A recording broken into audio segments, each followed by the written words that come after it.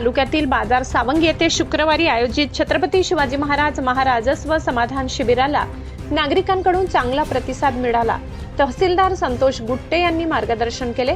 शिबिरात प्रलंबित फेरफार नोंदी, अभिलेख दुरुस्ती, 7/12 उताऱ्यातील नोंदी दुरुस्ती, पाणंद रस्ते जातींचे प्रमाणपत्र, अकृषिक तरतुदी आदी विविध विषयांसंदर्भात जनजागृती करण्यात आली।